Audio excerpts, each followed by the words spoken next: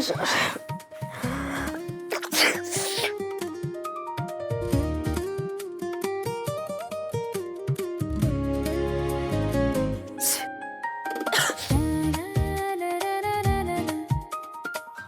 यार,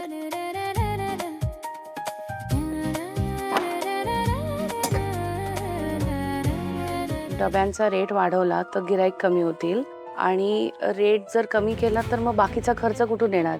म्हणजे लोक म्हणतात की मला काय 40-40 डबे आहेत, एवढ्या ऑर्डरी घेते, पण त्याला सुद्धा पैसे लागतात ना. म्हणजे फळं, भाज्या, मासे, मसाले हे काय फुकट येतं का? पुन्हा मुलींचे सुद्धा असे बारके बारके खर्च असतात ना. साखरपुड्याला सगळं कॅटरिंग लागेल का? नाश्ता आणि आईस्क्रीम ठेवूया. हा मग इकडे लक्ष दे ना. डोक्यात जमा खर्च नंतर कर तुझा. हे बघ, हॉलचा ऍडव्हान्स, हा त्याच्यानंतर डेकोरेशन, ते मुलाकडच्यांचा आहेर, त्याच्यानंतर मुलींचे कपडे आपल्या, आणि गावाकून जे लोक येतील त्यांची सोय. हा अजून काय राहिले? ते गावाकडच्यांना आपण लग्नात बोलूया ना, आता कशाला?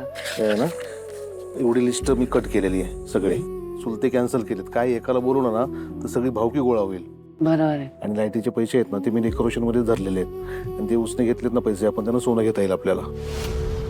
कशाला तुम्ही उसने पैसे घेतलेत? मग पुन्हा झोप नाही लागत तुम्हाला? जेव्हा टाइम येतं ना फेडायचं तेव्हा असं वाटतं की डोक्यावर ओझ आहे. मग हळू बोल, पोरी ऐकते. पोरींच्या गोष्टींच्या बाबतीत तू ओझ नको ना म्हणू पमा. कधी काही मागितलं त्यांनी आपल्याला? हो, पण आपण त्यांना सगळं देतो की. त्यांना काय हवं आहे ते आपण तर कधी विचारलंय? आपल्याला झेपेल तेच दिलं ना त्यांना. आणि लग्नाच्या टायमाला थोडा एक्स्ट्रा खर्च करूया ना त्यांच्यासाठी.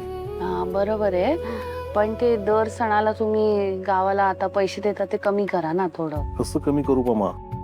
यावर्षी आपली वर्सल आहे. मला कुठं जाता येतं सतत, सांग बरं. ऐका ना, आपलं आता एवढं मोठं घर आहे, इतकं छान अंगण आहे ना, मग तिथेच मांडव घालूया ना.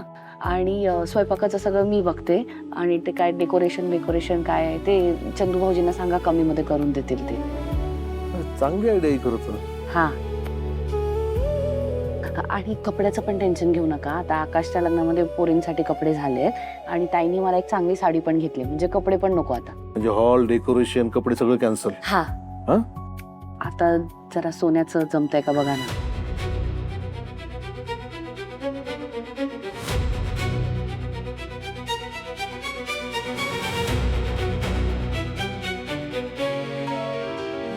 मम्मी पप्पांच्या खांद्यावरचं ओझं कमी करण्यासाठी मला काहीतरी करावं लागेल. स्वामी, मार्ग दाखवा.